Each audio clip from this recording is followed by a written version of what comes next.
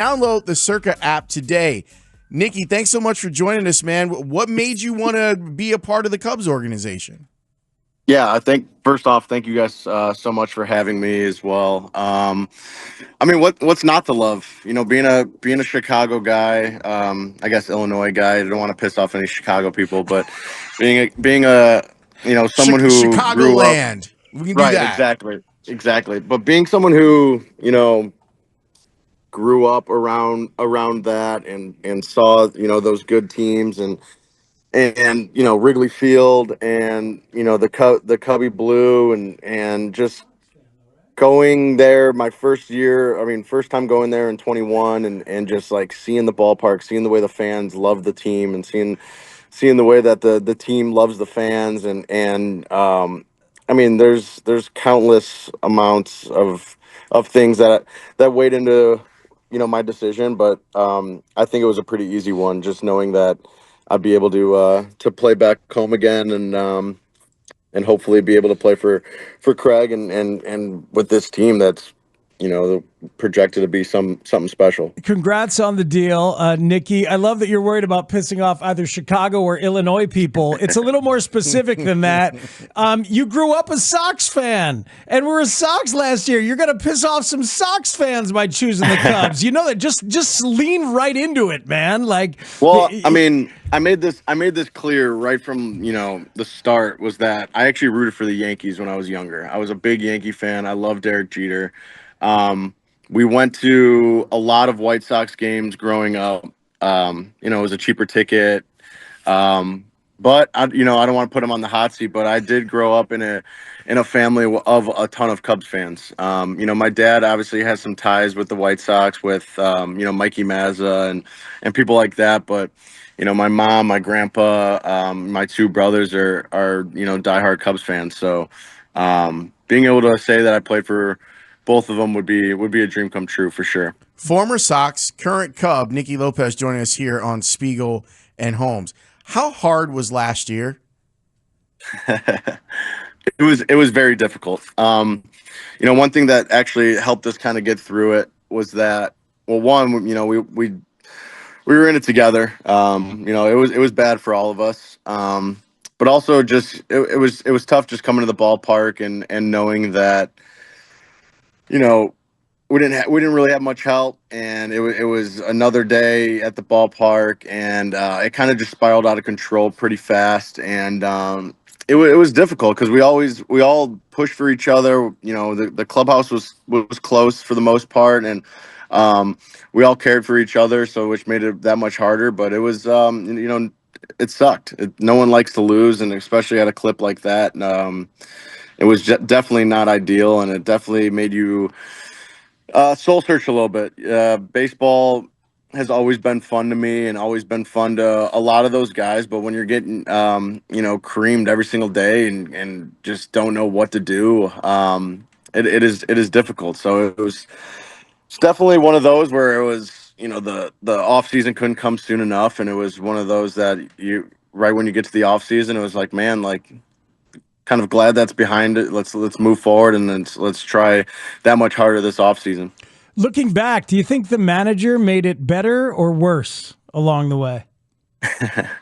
No, I mean, that's always the first person that is pointed to. I just think it was more maybe cultural. Some could say maybe it was just in which they're trying to change the culture over there, and they're trying to rewrite the ship over there right now. But I think it was more of just, wanting to be going to the ballpark and the team kind of going and just expectations and, what we had already and just kind of where there were as a organization. I think they were, they were in a rebuild, and we had to go to the field every single day and know that there isn't really much help. We're not going to go and spend a ton of money on free agents and all that stuff like most of these teams. So it was kind of like you had what you had, and so it wasn't one of those things where you can come to the field and throw like a magic ball or potion out there, and we're six, we're gonna start,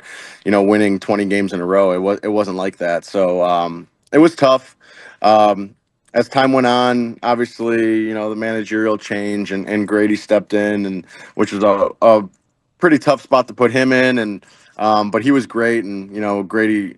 I truly love Grady, and I really care for Pedro too. It was just a tough spot to be in, just all around from day one. Nicky, what was the lowest point? Like, was there a point, like maybe in like July or August, where you're just like, oh man, like it's rough going to the ballpark today, knowing that things are this bad. Yeah, I mean, the first like losing streak sucked, but you can kind of feel it, like kind of right around All-Star break. People, we couldn't wait till the All-Star break, and then coming back, it was just one of those that was like, man, this has been tough. And then even coming back off the All-Star break, it was like, all right, here we kind of, here we go again, one of the, sort of thing. And I think a lot of like those close games that we lost kind of started to weigh on a lot of people, because we were in a lot. I don't know what the stat was, but we were in a lot of games where we were losing by like one or two, and those weigh on people. It's a little different when you get blown out and you're just like, what, let's just look till tomorrow. But like every game we were in it, and then it was like something happened in the sixth inning or something happened in the eighth, and it was just like, man, like, so that started to weigh on us. And then I think there was that one game where Jankowski robbed Vaughn, like one of those where it was just like, man, like that was a gut punch. And not that we were going to go and win 20 after that, but it was just like, why can't one, fall our way? And so that was tough. And then I think the icing on the cake was just back at home. I think it was like, our second to last home series, just the fans cheering against us, wanting the other team to score, and like, kind of booing us, but then also wanting, cheering really loud when the other team scored. So it was, that's when you kind of knew that it was like, man, this is rock bottom for sure. Yeah, that must have been a really weird baseball existence to live through, because it wasn't about you guys, but it was like an ownership thing that you had to understand on some level. Right, exactly. And you kind of see it as a fan. And, I was a fan of baseball before I got to the big leagues, and still am a fan of baseball, but you kind of, where they're at. But now you're just kind of living it. And it wasn't like, I mean, we all are on the same team.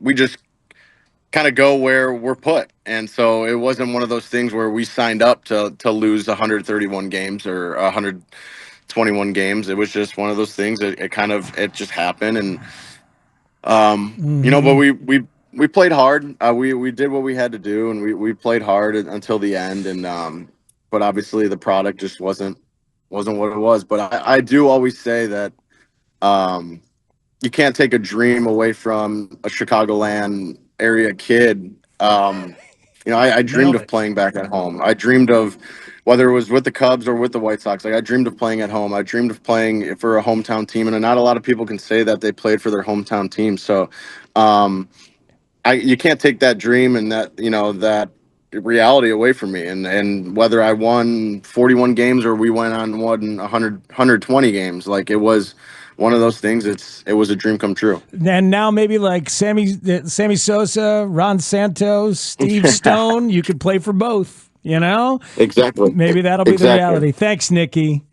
What a pleasure. I grew up, I do want to say though, I did grow up, fake arguing in the backyard with my, I was the umpire, and also I was I was also impersonating, Derek Lee and Sammy Sosa and guys like that. But meanwhile, my mom and my grandpa are watching the game, but also listening on the radio to Ron Santo, and so I grew up with a lot of Cubs around, and man, it would be a dream come true to play at Wrigley. Well, I hope you get your opportunity, man. Thanks so much for joining us. We appreciate it, and hopefully better days are ahead for you.